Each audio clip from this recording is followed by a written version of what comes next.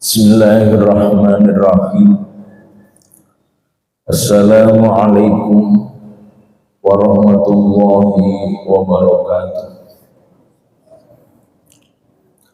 Alhamdulillah, alhamdulillahilladzi akramana bil iman wa a'azzana bil islam wa rafa'ana bil ihsan. Asyhadu an la ilaha illallah wa asyhadu anna Muhammadar Rasulullah. Allahumma shalli ala Muhammad wa ala alihi wa sahbihi ajma'in. Amma ba'd, yaqulullahu tabaraka wa ta'ala fi kitabihil karim. A'udzu billahi minasy syaithanir rajim. Bismillahirrahmanirrahim.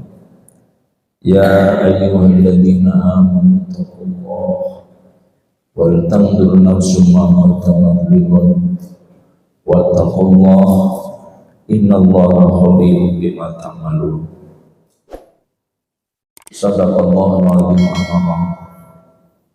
Hadratul mukarramin, bapak-bapak, ibu-ibu, adik-adik, jamaah salat maghrib Masjid Fatimah rahimahumullah, dan yang saya hormati, alhamdulillahirabbil alamin. Puji syukur kepada Allah Subhanahu wa taala yang dengan izin dan ridhonya masih berkenan mengantarkan kita semua untuk bersama-sama menjalani perjalanan hidup sampai di penghujung tahun 2022.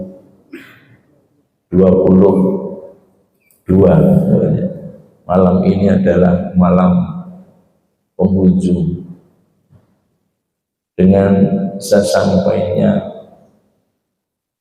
umur kita sampai di penghujung tahun ini, yang pertama, ya, ini isyarat dari Allah.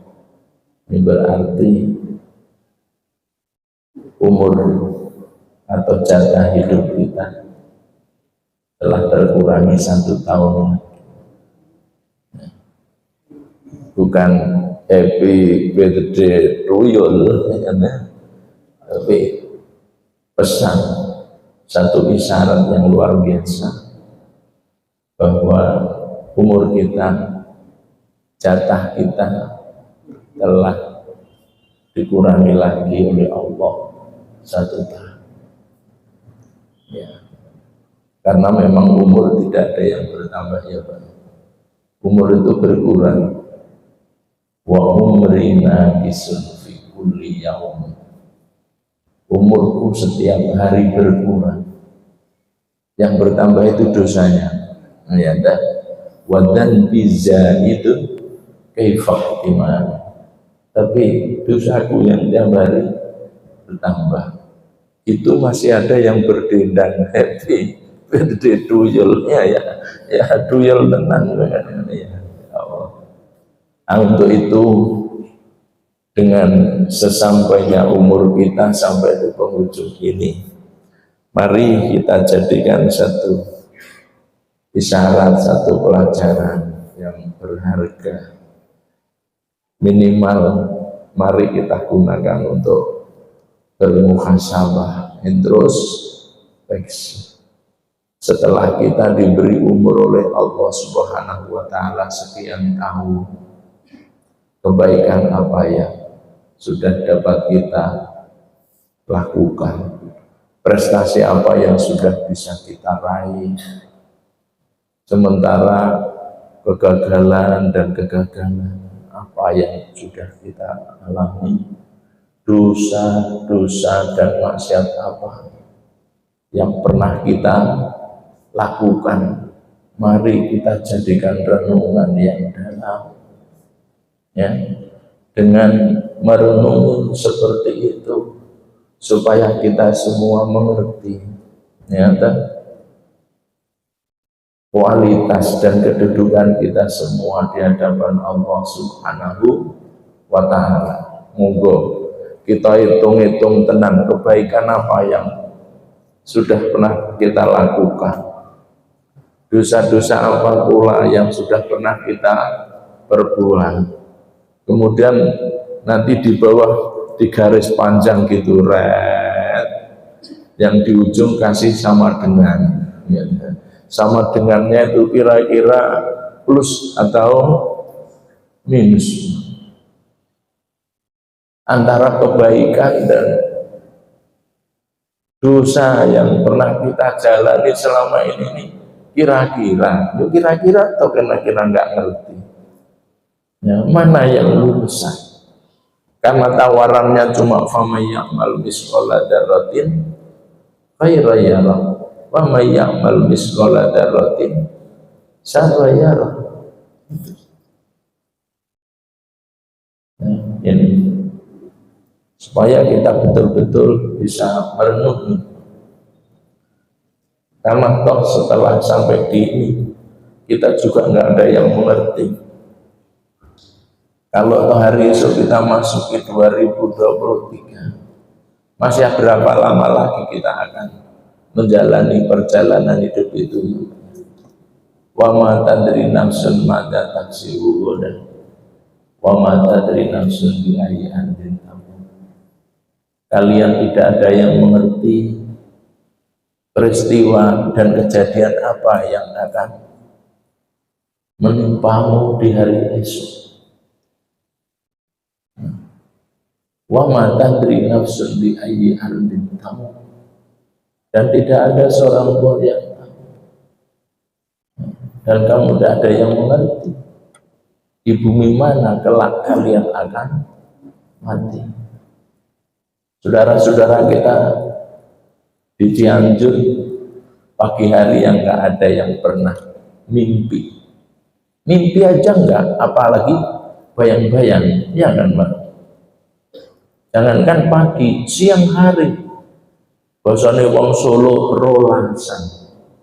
Waktu rolasan rame-rame ngantri di warung sate Sinta, ya, sehingga mayat menumpuk di sana, ya, ngantri mau makan sate, sudah dibakar Pak, tinggal menyajikan.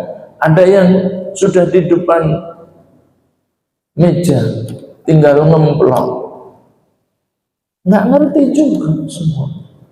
Nah ini, maka dengan datangnya tahun baru ini, jangan sampai kita kembali untuk berhura-hura, tapi mari kita jadikan sebagai waktu untuk muhasabah, introspeksi. Dengan seperti ini supaya kita tahu akan kualitas diri kita, ya. Kira-kira sausé tekan 2023 plus apa minus, cuma gitu aja ya.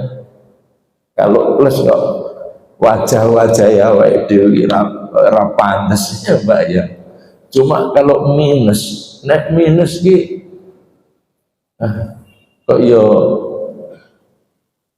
tegele lho. Karena kalau minus tempat kita sudah positif, ya dah. Wa amma man sakulat mawazinu fa huwa fi isyatir radiyah. Nek sing plus itu jelas warga, ngoten. Wa amma man khaffat mawazinuhu fa huwa fi awam. Yang khaffat mawazinuhu fa ummuhu hawiyah. Wa ma adraka ma hiya narun hamiyah. Bapak Ibu yang kami hormati, yaitu mari kita tambah kebaikan kita sore ini.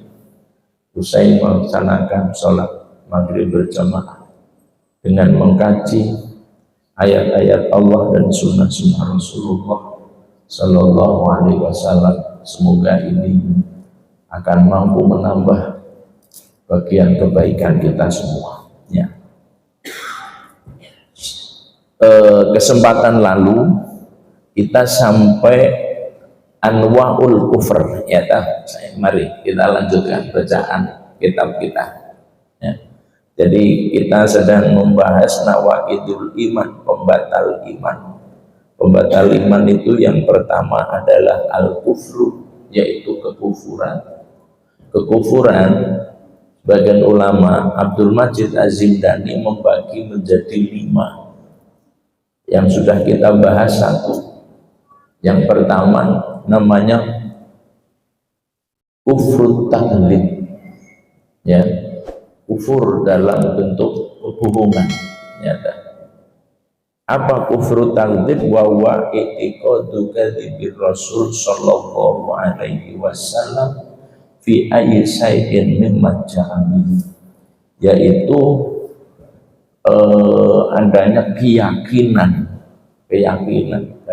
tentu ada di dalam hati kita, bahwa di dalam hati kita masih adanya keyakinan untuk kadzibir Rasul, membohongi terhadap ajaran Rasul sallallahu alaihi wasallam.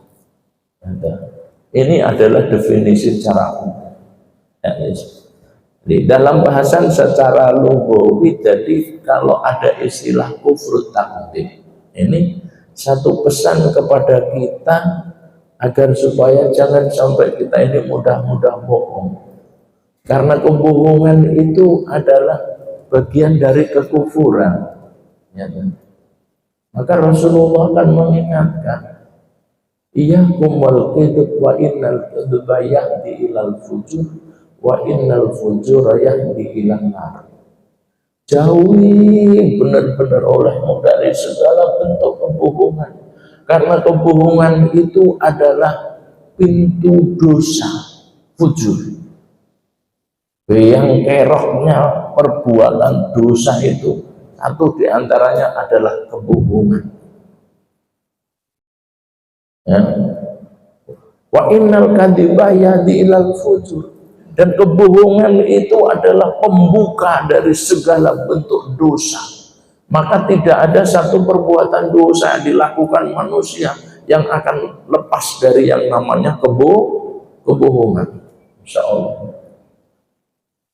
Hari ini kebohongan itu menjadi lifestyle, jadi gaya hidup. Ya, gaya hidup. Sebenarnya konangan KPK menurut apa? Nek konangan KPK lagi apa semua, sehingga betul-betul luar biasa Pak kebohongan itu. Kebohongan itu bukan dalam hal nilai-nilai sosial, Pak.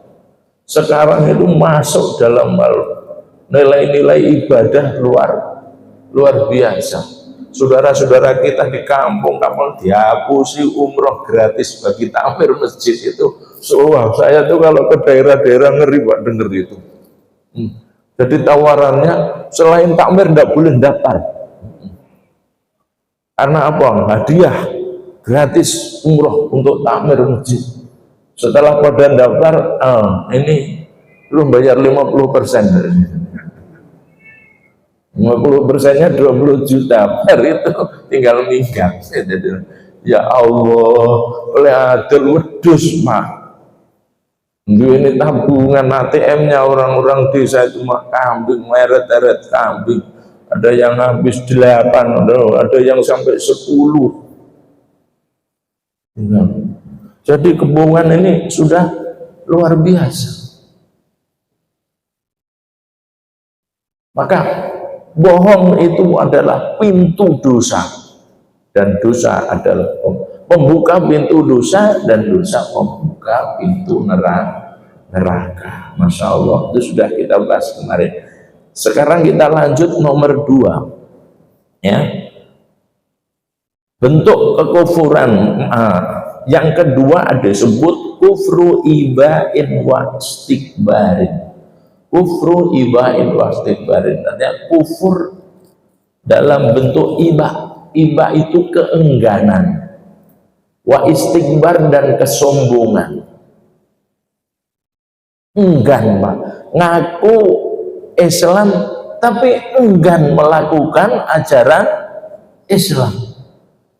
Bahkan hari ini tidak sedikit ngaku Islam loh, enggan menunjukkan identitasnya sebagai orang Islam. Ada orang yang menampakkan diri identitas sekarang sudah dikurung oleh satu undang-undang, katanya politik identitasnya, jadi heboh. Seorang muslim itu wajib menampakkan identitasnya sebagai seorang muslim. Al-Quran memerintahkan fashhadu bi anna muslimun. Fashhadu itu artinya saksikan. Saksikan saya ini orang muslim. Nggak tanggung-tanggung, Al-Quran itu. Mengapa? Allah berpesan wala tahinu wala tahzanu wa antumul a'launa in kuntum mu'minin. Ngapain kamu enggan? Ngapain kamu malu? Ngapain kamu selalu merasa minder? Mengaku sebagai seorang muslim. Allah memberikan jaminan antum a'launa in kuntum mu'minin. Kamu itu adalah hamba Allah yang mulia. Kalau kamu benar-benar iman, mengapa menampakkan identitas saja malu? Allah jamin a'launa, kamu itu tinggi, mulia. Mengapa? Karena Allah menyiapkan surga. Sementara orang kafir itu cuma disiapin neraka. Kemudian menampakkan identitas diri aja nggak mau. Itu lama-lama kita akan menjadi orang-orang yang ibain, abaan. Itu artinya enggan, ngaku Islam tapi enggan melakukan Islam. Sampai akhirnya menampakkan identitas diri sebagai seorang muslim saja enggan. Wastikbar, kalau istikbar sombong. Jadi sombong. Itulah dalam pendapat para ulama, iba wa istikbar ini adalah merupakan bentuk kekufuran iblis, Bapak Ibu. Wahwa kufru iblis. Kufur iba wa istikbar itu adalah seperti kufurnya iblis. Kufurnya iblis. Mengapa iblis disebut wa innahu lam yaskat amrullah? Sesungguhnya iblis itu nggak pernah menentang perintah Allah. Wala qabalahu bil inkar, tapi juga nggak pernah menerima. Kayak mau menerima, nolak enggak, nerima ya enggak. Wih, namanya iblis itu mangkel banget, Pak. Wa innama akan tetapi talaqau bil iba wa istikbar. Tetapi iblis itu menerimanya serta perintah Allah itu dengan enggan dan sombong. Hal ini dikisahkan oleh Allah di dalam Al-Quran, ya. Surat Al-Baqarah ayat 34. Wa idh qulna lil malaikati isjudu li adama fasajadu illa iblis. Ketika Allah Subhanahu wa taala menciptakan makhluk baru dalam surga, namanya Adam alaihi salam. Karena sebelum datangnya Adam sudah ada dua makhluk yang mendahului, yaitu malaikat dan jin.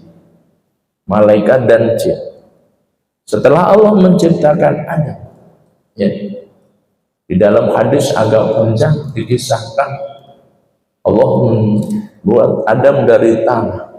Setelah tanah itu telah terbentuk menjadi sebuah seperti tembikar kering dalam bentuk jasad manusia, kemudian Allah meniupkan ruh dan nafkah. Ya. Setelah ditiupkan ruh di dalam diri Adam, maka menjelmalah menjadi makhluk, ya, yang namanya manusia itu. Setelah jadi manusia, maka Allah mengumpulkan para malaikat dan jin. Kemudian Allah memerintahkan kepada malaikat dan jin tadi, wa idh qulna lil malaikati isjudu li Adam, sujudlah dalam bentuk penghormatan. Ini ada makhluk baru, hormati. Inilah yang kami beri nama Adam. Fasajadu, maka para malaikat sujud, illa iblis, kecuali si iblis. Si iblis nggak mau sujud. Loh, kok tiba-tiba iblis? Kan awalnya jin. Maka kemudian Allah nerangkan, ya bro, di surat Al-Kahfi ayat 51, karena minal jinni. Iblis itu asalnya dari jin. Jadi asal usulnya kita sering menyebut tiga nama yang sering bersamaan, kadang-kadang kita pisah. Wis ora usah dibahas, wis enak bener enak salah. Ya Pak ya. Kadang kita nyebut ada jin. Kita kadang nyebut iblis, kadang kita nyebut setan. Nah, ya sekarang sejarahnya Mbah Buyute setan itu namanya jin. Ya, jin. Ya. Jin itu ketika Allah memerintahkan untuk sujud kepada Adam, ada yang taat, ada yang tidak. Makanya diperintah untuk ibadah apa? Wa ma khalaqtul jinna wal insa illa liya'budun. Aku tidak memerintahkan jin dan manusia kecuali untuk beribadah. Jadi ada jin-jin yang beribadah sebagaimana kita. Lah yang nggak mau itu kemudian diberi nama oleh Allah. Yang nggak mau sujud kepada Adam tadi, namanya jadi iblis, bukan lagi jin. Kenapa Allah menamakan iblis?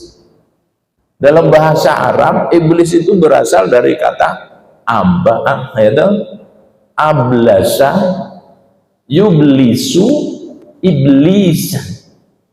Itu artinya kalau dalam kamus ayasa ya ayasu ayasan, artinya frustasi. Karena ketika diperintah untuk sujud kepada Adam, di ayat yang lain terjadi dialog antara jin dan Allah Subhanahu wa ta'ala. Ya Allah, saya suruh sujud kepada Adam. Iya. Apa enggak keliru itu? Allah itu dikeliru-keliru deh. Loh, kamu Anda itu yang menciptakan Allah, masa Allah keliru? Lah memangnya kemana? Memangnya apa? Apa enggak Adam yang sujud kepada saya? Allah diajari sama jin. Loh, memangnya kenapa? Khalaqtani minnan wa khalaqtahu min turab. Kan aku engkau ciptakan dari api, sementara Adam engkau ciptakan dari tanah. Ini istikbar, sombongnya iblis. Sombongnya iblis itu ngajari Allah Subhanahu wa ta'ala tentang apa? Bahwa api itu lebih baik daripada tanah. Aku kau ciptakan dari api, sementara Adam kau ciptakan dari tanah. Masa yang dari api suruh sujud sama lempung? Nah ini kemaki namanya. Istikbarnya sudah mulai muncul. Kenapa? Ngejarin Allah. Dia sangka api itu lebih baik daripada tanah. Padahal api itu simbol apa, Pak? Ya? Apa itu simbol apa? Simbol kerusakan. Oh, lihat kalau pemadam kebakaran. Api itu simbol kerusakan. Allah Subhanahu wa ta'ala melalui Rasulnya setiap kali memberikan contoh kebaikan, maka pakai api itu, pakai simbol api, ya tahu. Ya ulul hasanata kama taqulun nahru al khataba. Dalam hal umpamanya dengki gitu ya. Kedengkian itu akan menghanguskan. Kalau bahasa menghangus dengan apa? Api. Kedengkian itu akan menghanguskan kebaikanmu semua, sebagaimana api menghanguskan kayu bakar. Api itu simbol perusak. Coba. Sementara Adam diciptakan dari tanah. Tanah adalah simbol apa, Pak? Tanah. Tanah air pun. Tanah itu simbol kehidupan. Maka tidak ada makhluk hidup yang akan melepas daripada yang namanya ya, itu Allah menciptakan manusia itu jangan sembrono, mulai asal nuska lempung ya. Segala sesuatu yang ada di muka bumi selalu mengandung namanya unsur tanah. Dan itulah kita manusia. Ya. Makanya kalau kita mati suruh mengembalikan lagi ke tanah gitu. Allah tani nar bakal tahu min turab. Ijik ngeyel gitu. Itu kalau bahasane awake dhewe gitu, tapuk cangkemmu mari celometan ora ngerti apa-apa. Nah itulah kesombongannya. Maka aba wastakbar. Wong yang menciptakan Allah, yang punya keinginan Allah, maka ya kehendak Allah yang pasti terjadi. Masih karena ngeyel, akhirnya apa? Akhirnya Allah melakop itu memberi nama para jin-jin yang tidak mau nurut atas perintah Allah Subhanahu wa ta'ala tadi, kemudian disebut dengan nama iblis.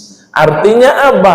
Makhluk yang frustasi karena keinginannya nggak keturutan. Itu yang tukang demo nanti ini.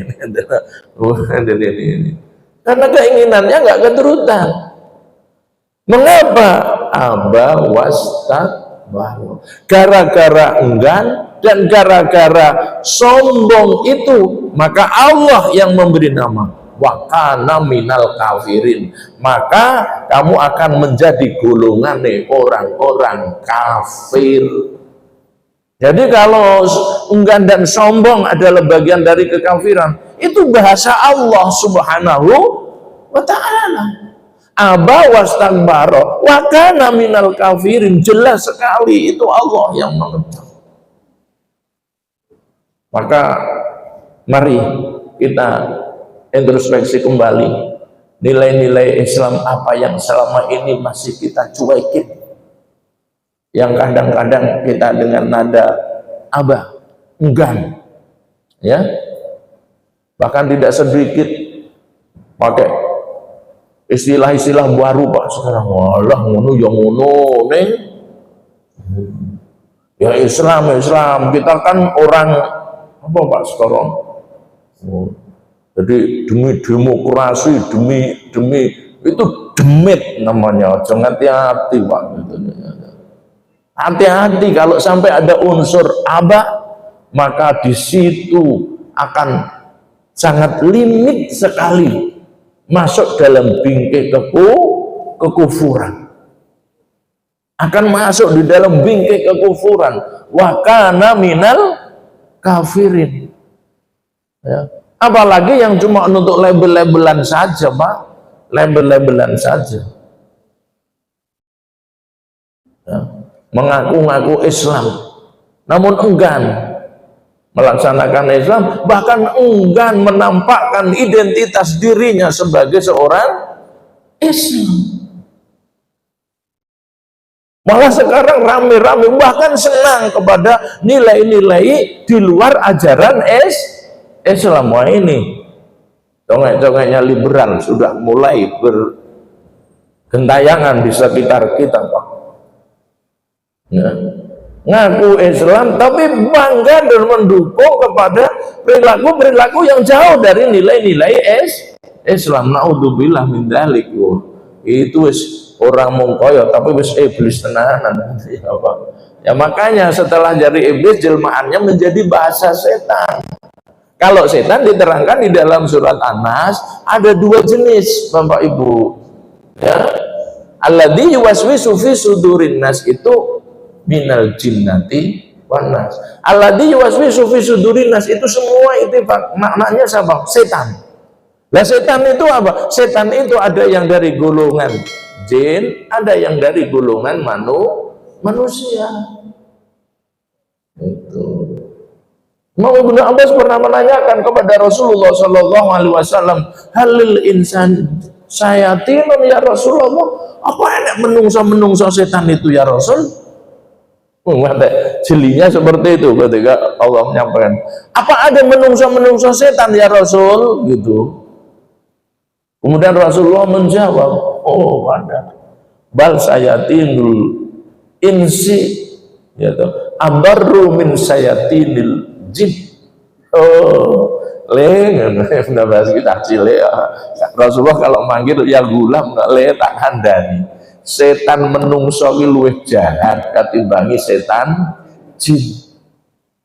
Oh, coba. Setan menungso itu lebih jahat daripada setan jin. Kalau Bapak Ibu, kalau kita membaca a'udzubillahi minasyaitonirrajim, itu jangan yang panjenengan bayangke gendruwo wewe kuwi mung cerita ora enak. Mangte kok sing gaene cerita gendruwo wewe wis ngerti kowe ngono. Mesti jawabannya ya durung itu. Itu cuma legenda. Sampai itu kalau membaca a'udzubillahi minasyaitonirrajim, itu bayangkan di dalam pikiran dan hati kita. Kuwi wong sing garen lunak tunu enek andinge dhewe kuwi. Ngono lho Pak ya. Wa manggil a'udzubillahi minasyaitonirrajim yang bayangke cenuno apa enek wong pernah ngerti cenuno. Wong cenuno saiki enek sing tekan masjid barang kok. Ada. Kalau Allah ngajarin kita untuk mohon perlindungan kepada yang namanya godaan setan, diingatkan tadi, setan menungso itu lebih jahat daripada setan jin. Maka kalau urusan setan jin, enteng Pak, nggak usah dipikirin, nggak perlu ngaji itu. Setan jin itu cara mengusirnya kewamping banget Pak. Kita bacakan kalimat tauhid, us mencelat kok. Sampai baca kalimat tauhid dengan khusyuk, yakin lo setan raduyan, demit ra iso ndulit ngono ya. Tuyul gundul ra iso jedul, gampang banget. Makanya mbah kita dulu, orang-orang tua kita katanya, kalau saya selalu diajarin kalau mau berangkat ngaji malah hati-hati.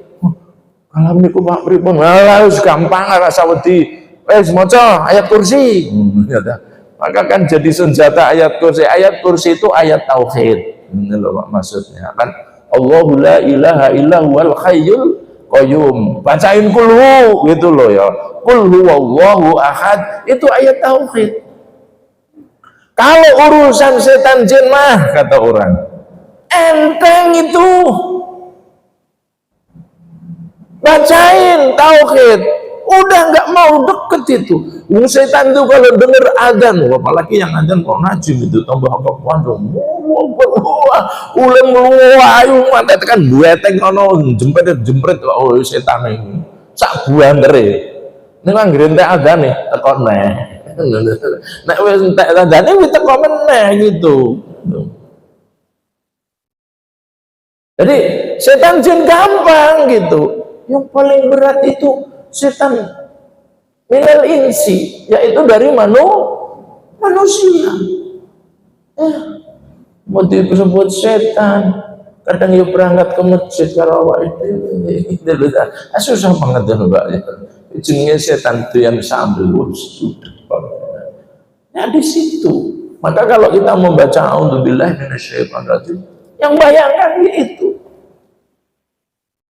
Yang kita mohonkan dijauhkan dari godaan setan. Kadang-kadang setannya itu tidur sama kita dalam satu ranjang. Jangan bayangin, gendruwo, rorok idul, teko saka pantai Parangtritis. Alah ceritane sapa? Rorok idul kuwi. ya kan sampai kiamat ora bakal enek. Nek setan enek ngono lho Pak. Begitu. Itulah namanya kufru iba wa istikbar. Maka kita diajari suruh berhati-hati.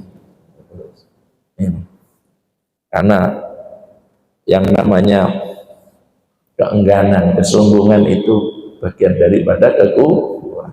Oke, kemudian yang ketiga disebut kufrul i'rad. Tipis sekali. Kalau a'rada yu'ridu i'radan, yaitu berpaling. Artinya juga berpaling dari Islam. Ya, ngaku Islam, ora ngerti Islam, ning yo ora gelem sinau Islam, apalagi ngamalke Islam. Oh coba. Ini dahulu kalau nomor 2 tokohnya iblis. Kalau yang nomor 3 itu dahulu tokohnya namanya kelasnya Abu Thalib pada masa Rasulullah Sallallahu Alaihi Wasallam. Abu Thalib itu di dalam kisah-kisah sirah maka dzaba qattun ala Islam. Abu Thalib itu belum pernah membohongi apa yang dibawa oleh Kanjeng Nabi Shallallahu Alaihi Wasallam. Babar blas. Karena Abu Thalib bukan belas orang pernah. Bahkan dia membela Kanjeng Nabi itu, subhanallah. Gak ada orang yang membela Kanjeng Nabi pada waktu itu melebihi pengorbanannya, namanya Abu Thalib. Bahkan dia sampai menyampaikan, kalau ada orang yang mau memusuhi Muhammad, maka musuhi anak saya dahulu. Apa pernah ada kayak gitu? Sehingga Sayyidina Ali selalu dijadikan bemper gitu sampai menjelang hijrah. Maka ketika baginda Nabi bersama Abu Bakar dikepung 70 algojo pilihan kafir Quraisy dengan senjata yang lengkap, dengan pertolongan Allah bisa keluar. Kok iso matane picek? Wis wong kafir ini wong Islam dibikin picek gampang babe karo Allah Subhanahu wa taala. Orang ngerti ya. Kemudian dilirik lagi di dalam rumah masih ada orang yang tidur berselimut di tempat baginda Nabi. Itulah Ali bin Abi Thalib. Itu kan sama dengan basa Jawane toh nyawa. Li aku tak lunga gek kowe engko turu nek kene yo samikna wa atokna. Wis jelas dibunuh gitu loh Pak bahasane gitu. Wong itu mau dibunuh, dia rela tidur di situ. Sampai. Tetapi kembali kepada Abu Thalib lagi.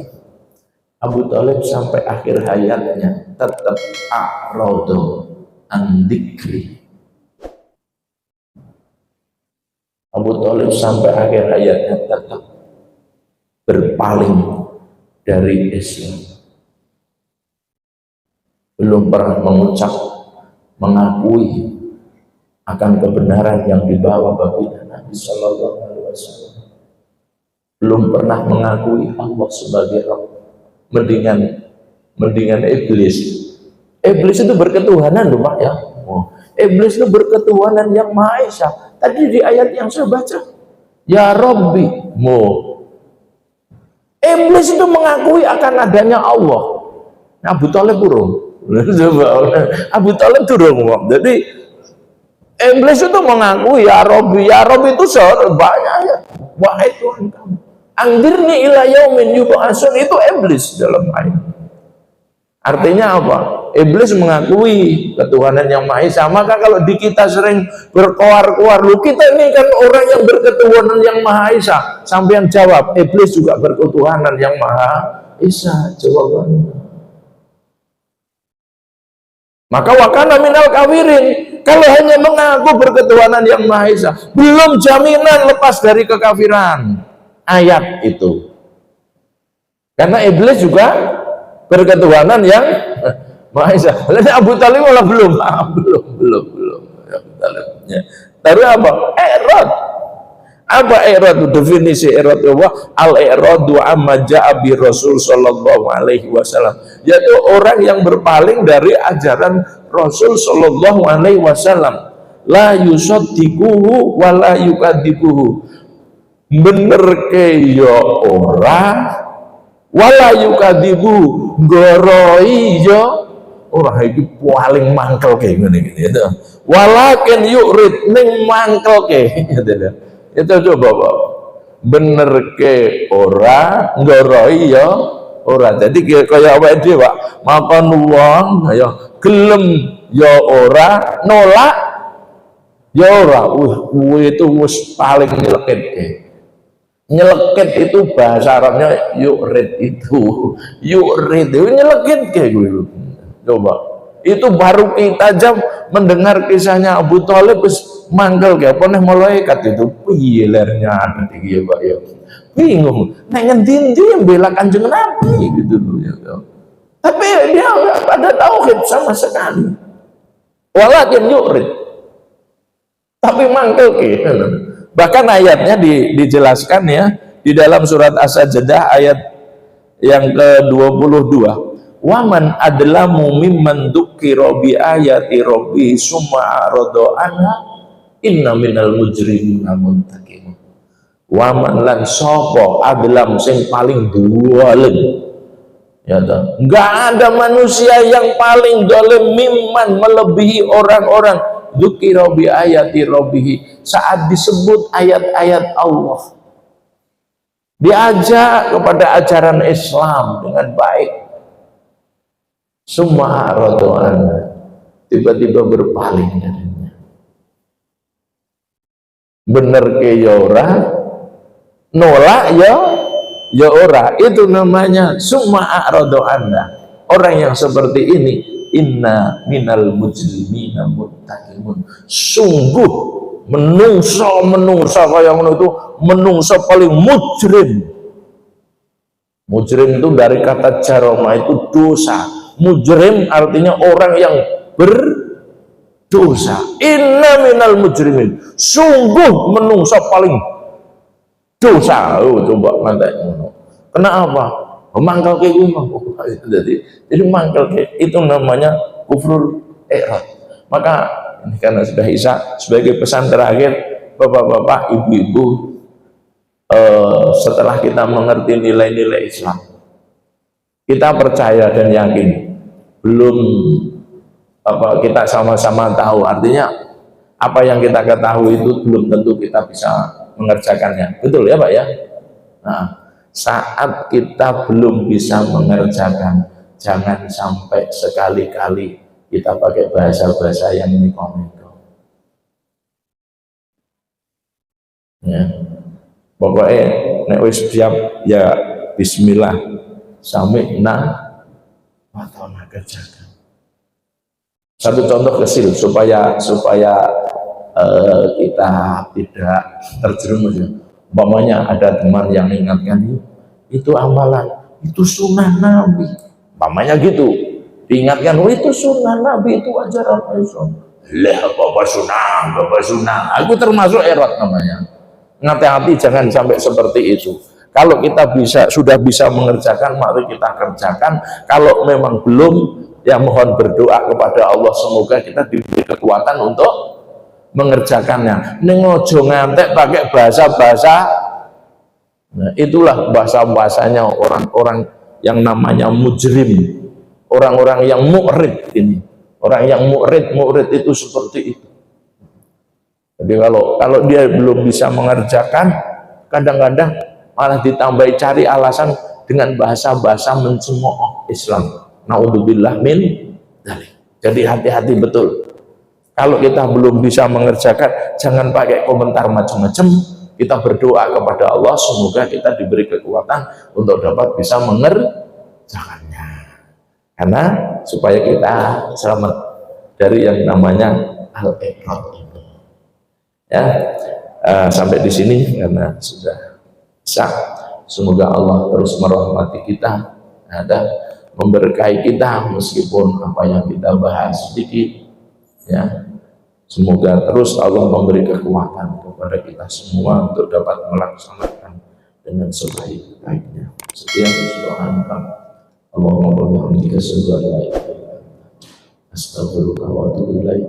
Alhamdulillahirabbil alamin. Assalamualaikum warahmatullahi wabarakatuh.